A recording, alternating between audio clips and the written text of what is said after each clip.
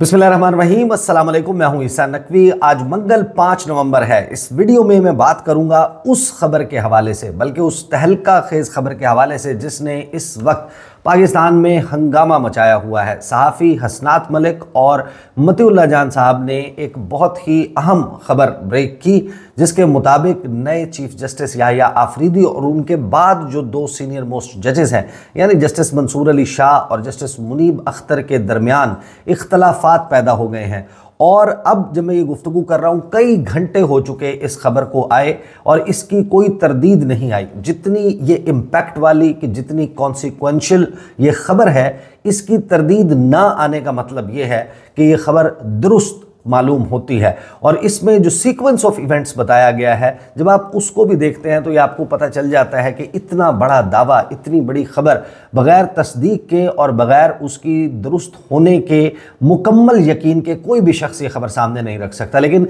एक तो है उस खबर की जुज़ियात, तफसीलात जो रिपोर्ट की गई हैं, लेकिन फिर मैं आपके सामने रखूंगा कि अगर इस खबर को, जो कि अब दुरुस्त मालूम होती है, जब आप उसका बगौर जायज़ा लेते हैं तो जो सबसे बड़ा सवाल है कि इस वक्त मौजूदा सुप्रीम कोर्ट ऑफ पाकिस्तान, जिसमें 16 जजेस मौजूद हैं, 2 एडहॉक जजेस मौजूद हैं, कुल मिलाकर 18, जबकि 16 रेगुलर जजेस हैं, जिनमें से एक चीफ जस्टिस ऑफ पाकिस्तान है, 15 दीगर जजेस हैं। उन जजेस की अक्सरियत, मेजॉरिटी किस जज के पीछे खड़ी है, ये बड़ी हैरानकुन बात है। और फिर इसी तमाम सिनेरियो के जो बिल्ड होता है, उसी दौरान एक सरप्राइज आता है। सरप्राइज से पहले की, बाद की सूरत हाल क्या होगी, और फिर जब आप उसी खबर की जुज़ियात में जाते हैं जो मतीउल्लाह जान और हसनात मलिक साहब ने रिपोर्ट की है, तो आपको पता चलता है कि जुमेरात 31 अक्टूबर को जो इजलास हुआ, जो कहीं रिपोर्ट नहीं हुआ, जो उसकी तफसील सामने आई है, लेकिन फिर जो गुज़श्ता रात यानी 4 नवंबर पीर के रोज़ प्रैक्टिस एंड प्रोसीजर तरमीमी एक्ट पास किया गया है, कहीं ना कहीं उसका असर ज़ाइल करने की कोशिश उसमें नज़र आती है। बहुत ही हैरानकुन जो है वो तफसील है जब आप उसका बगौर जायज़ा लेते हैं। अब हसनात मलिक साहब और मतीउल्लाह जान ने जो खबर ब्रेक की, पहले मैं आपको ये बता देता हूँ। उन्होंने ये कहा कि प्रैक्टिस एंड प्रोसीजर कमेटी बन गई थी, दोबारा से रिकॉन्स्टिट्यूट उसको कर दिया गया था। जस्टिस मंसूर अली शाह और जस्टिस मुनीब अख्तर को जस्टिस याहिया आफरीदी ले आए थे। इनिशियली कुछ बेंच बन गए थे। जस्टिस मंसूर अली शाह पाकिस्तान में मौजूद नहीं थे, वो पाकिस्तान से बाहर थे, सऊदी अरब में। उम्रे से जब वो वापस आए हैं 31 अक्टूबर की सुबह, जुमेरात का दिन, तो उन्होंने जस्टिस याहिया आफरीदी से, उन्होंने और जस्टिस मुनीब अख्तर ने उस खबर के मुताबिक उन्होंने रिक्वेस्ट की चीफ जस्टिस साहब से कि प्रैक्टिस एंड प्रोसीजर कमेटी का इजलास बुलाया जाए और 26वीं आइनी तरमीम के ख़िलाफ़ जो दरख्वास्तें आ चुकी हैं उनको टेकअप किया जाए और पहले जुडिशल रिव्यू हो 26वीं आइनी तरमीम के आइनी या गैर आइनी होने का। ये वो वाहिद और बड़ा नुक्ता है कि जिसका मतलब ये है कि जो मेजॉरिटी है इस वक्त सुप्रीम कोर्ट के जजेस की, वो जस्टिस मंसूर अली शाह और जस्टिस मुनीब अख्तर के साथ खड़ी है, या कम अज़ कम वो 26वीं आइनी तरमीम के ख़िलाफ़ खड़ी है। आपको याद होगा कि जब हल्फ बर्दारी की तकरीब थी जस्टिस याहिया आफरीदी की, उस दौरान जो कुछ रिपोर्टर्स वहाँ पर मौजूद थे, अदील सरफराज भी वहाँ पर मौजूद थे। जब वो वापस आए, उनके साथ मैंने एक वीडियो की, उसमें उन्होंने ये बड़ी हैरानकुन खबर, बल्कि बहुत बड़ी खबर जो है वो शेयर की कि उनका बेशतर जजेस जिनके साथ इंटरेक्शन हुआ, उनके ख्यालात, उनके तेवर 26वीं आइनी तरमीम के बारे में कुछ अच्छे नहीं थे। अब coming back to Hasnat Malik and Matiullah Jan साहब की खबर, जिसमें उन्होंने कहा कि जब जस्टिस याहिया आफरीदी ने उस इजलास को नहीं बुलाया तो फिर जस्टिस मुनीब अख्तर के चैम्बर में दोनों जज साहिबान की मुलाकात हुई और मीटिंग उन्होंने की, प्रैक्टिस एंड प्रोसीजर कमेटी की। और उस वक्त का जो सिक्का राइजुल वक्त कानून था, एक कानूनी मीटिंग के तहत उन्होंने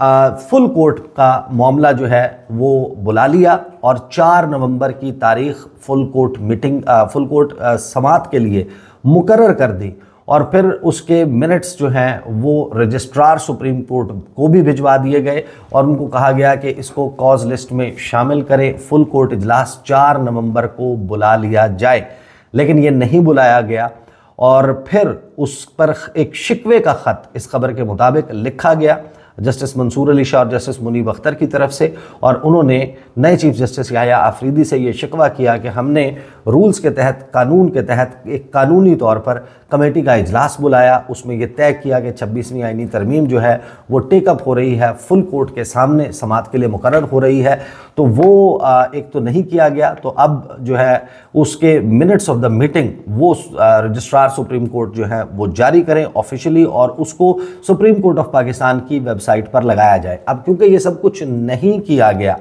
तो फिर एक बड़ा कानूनी सवाल पैदा हो गया है कि किस तरीके से एक कानून जो मौजूद था उसकी खिलाफ वर्जी की गई, प्रैक्टिस एंड प्रोसीजर ऑर्डिनेंस की और जो या प्रैक्टिस एंड प्रोसीजर एक्ट है, जो उसकी कमेटी ने जब ये फैसला कर लिया तो फिर ये कैसे किया गया और कैसे सुप्रीम कोर्ट ही उसको वायलेट कर सकती है। लेकिन देन कम्स द सरप्राइज, और वो है practice and procedure amendment act, और उसकी एक बारीक नुक्ता है बहुत ही इंटरेस्टिंग,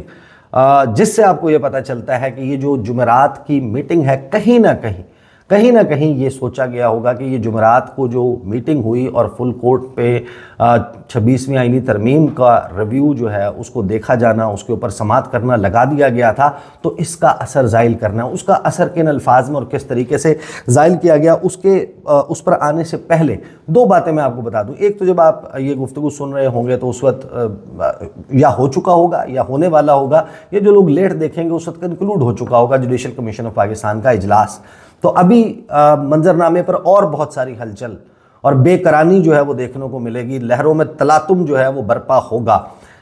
इसलिए अभी हतमी तौर पर तो कोई अंदाज़ा नहीं लगाया जा सकता, लेकिन ये जो सरप्राइजिंग किस्म के अमेंडमेंट है, इसके आने से पहले की और बाद की सूरत हाल में एक बात हतमी है कि जब ये दो जज साहिबान इंसिस्ट कर रहे हैं कि 26वीं आईनी तरमीम को लगाया जाए, आपको याद है कि जब इंसिस्ट किया गया फुल कोर्ट के हवाले से, जो साइड इंसिस्ट कर रही होती है, जो जोर लगा रही होती है कि फुल कोर्ट में ये मामला ले जाएं, तो यह उससे आपको पता चलता है कि फुल कोर्ट में अक्सरियत किसकी है,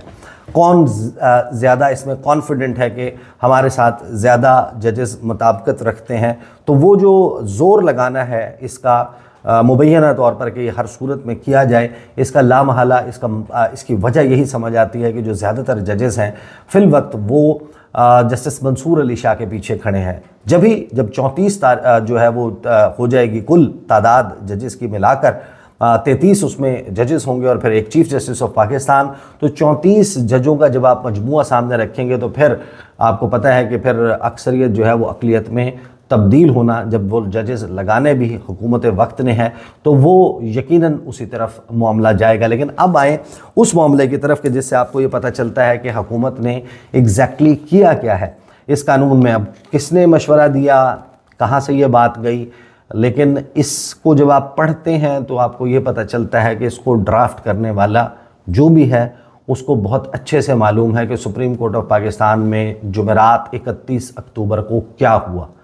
उसकी पेशबंदी आपको इस कानून में नज़र आती है, मिलती है। अदरवाइज़ इसकी कोई लॉजिकल एक्सप्लेनेशन नहीं है कि इसके अलावा कोई और रीज़न हो सकता है कि इसमें एक मखसूस शिक रखी गई है जो असर ज़ाहिल करती है उस 31 अक्टूबर की मुलाकात का, जो जस्टिस मुनीब अख्तर के चैम्बर में जस्टिस मंसूर अली शाह और मुनीब अख्तर साहब के दरमियान हुई। वो प्रैक्टिस एंड प्रोसीजर कमेटी की मीटिंग, उसके मिनट्स ऑफ द मीटिंग वो अब गैर मौसर हो जाएंगे जो एक्ट जो है वो पास किया गया है। तो अब वो किसने बताया इस कानून साजी करने वालों को, ये ज़ाहिर है कि एक सवाल मौजूद है। और फिर उसका इंतज़ार कि उसको मिनट्स ना जारी करना, केस भी फिक्स ना करना, और फिर उसके मिनट्स ऑफ द मीटिंग जो है वो भी सुप्रीम कोर्ट की वेबसाइट पर ना जाना। अब ये ज़ाहिर है कि ये सारी खबर इस वजह से दुरुस्त तसव्वुर होगी कि ये मुमकिन नहीं है कि इस मीडिया के दौर में, इस सोशल मीडिया के दौर में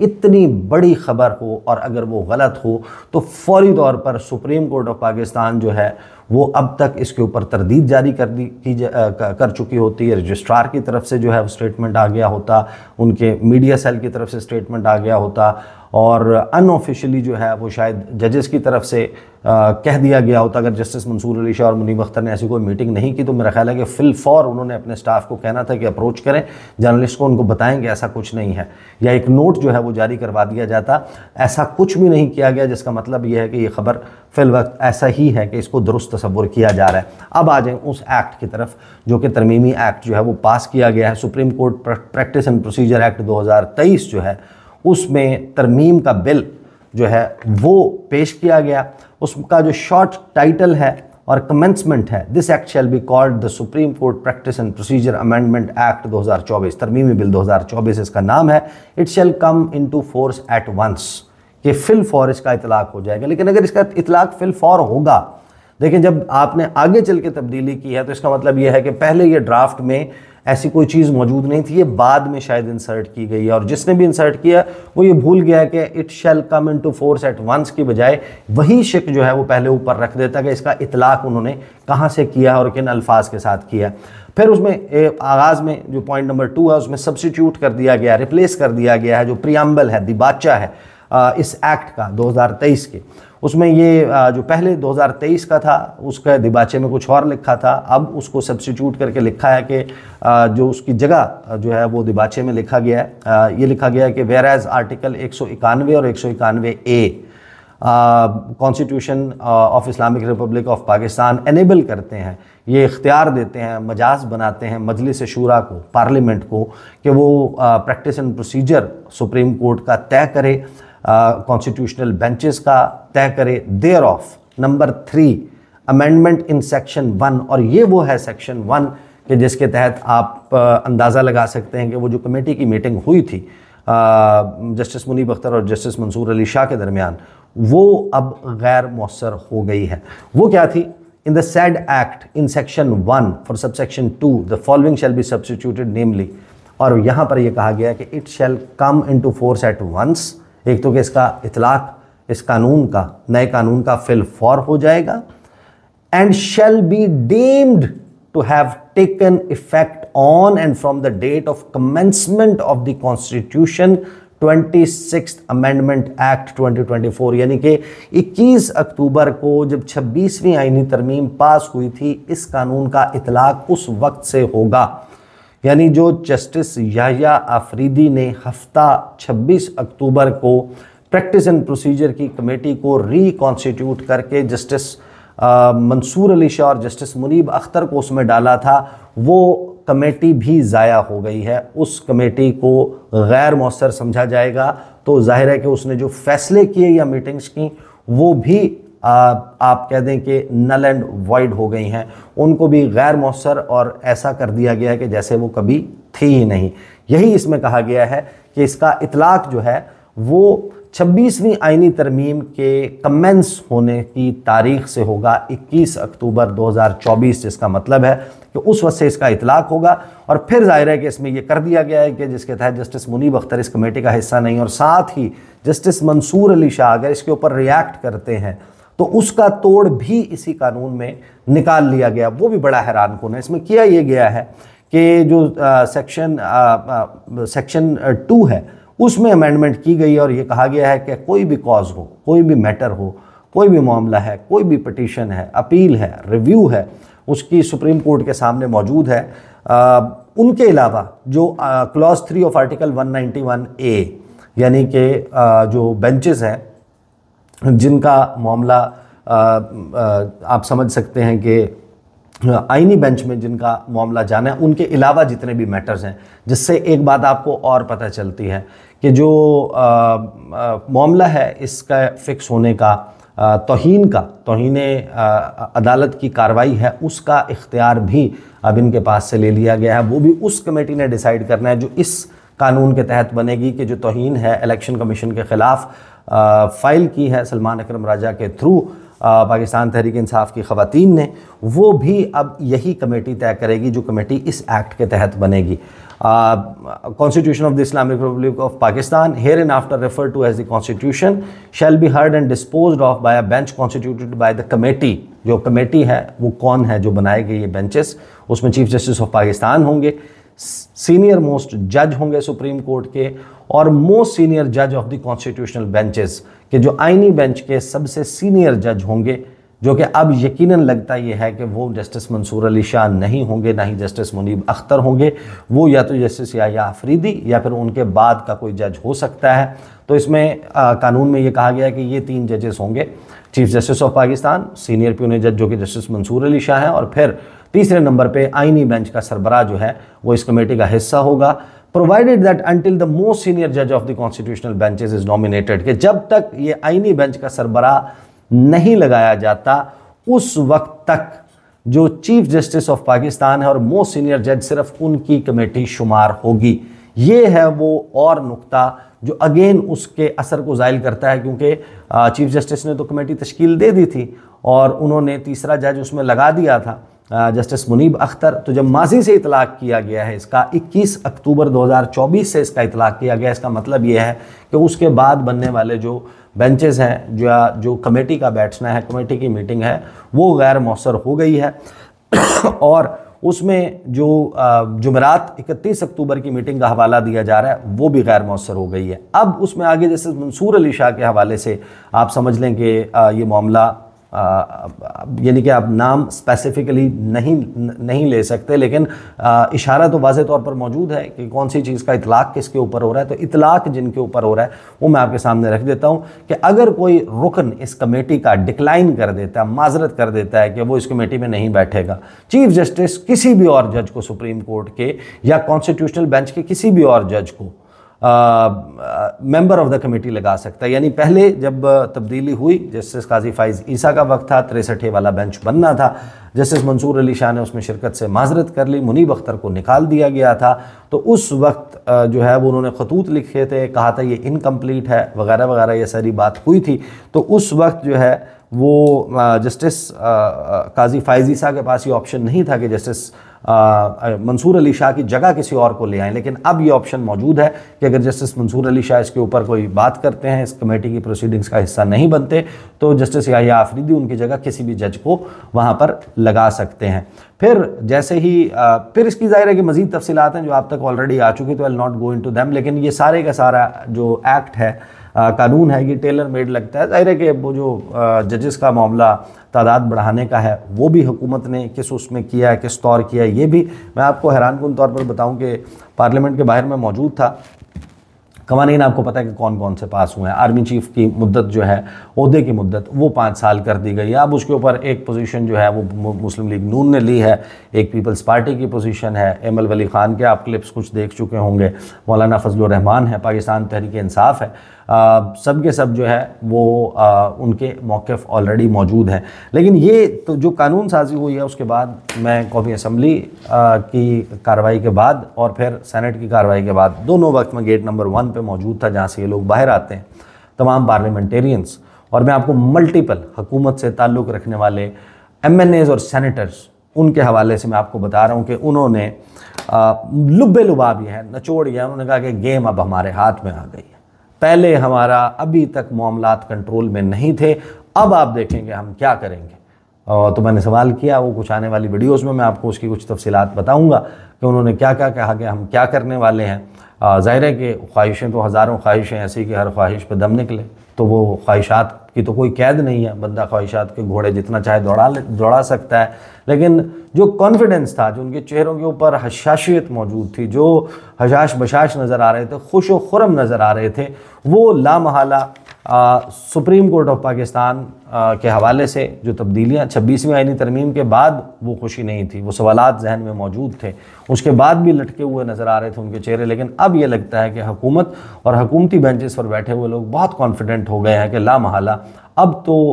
हम जो है हमें कोई हिला नहीं सकता, और जो मौजूदा सेटअप है इसके हवाले से जो पहले खदशात मौजूद थे अब वो डाई डाउन हो जाएंगे। फिर कुछ थेरीज़ जो हैं, कुछ सवालात वो आर्मी चीफ के मुद्दत के हवाले से भी अब सर्कुलेट करने लग गए हैं। बहुत सारे लोग ये तबसरा कर रहे हैं जिन्होंने ये कहा, ये देखा कि जनाब मुद्दत तो बढ़ाई गई है लेकिन एक्सटेंशन वाला मामला जो है उसको रिवर्स नहीं किया गया, तो ये तो 5 साल, फिर जब एक्सटेंशन होगी तो फिर 5 मज़ीद साल। तो कुछ लोग अंदाज़े लगा रहे हैं, इसका मतलब है कि 2032 तक की जो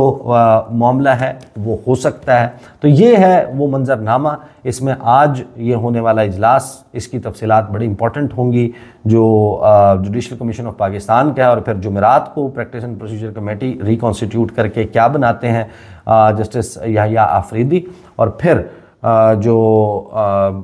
जुमे के दिन जुडिशल काउंसिल का, सुप्रीम जुडिशल काउंसिल का इजलास है। I think all of them are very important, इस पर नज़र रखेंगे और इन दिनों की कंक्लूजन के ऊपर जो है वो मामला फिर वही हो जाएगा कि नून लीग के लिए कौन हीरो जज होगा और पीटीआई के लिए कौन होगा। यही इस वक्त सारा मामला पाकिस्तान के सियासी मंजरनामे पर चल रहा है। अब तक के लिए इतना ही, इजाज़त दीजिए, अल्लाह हाफिज़।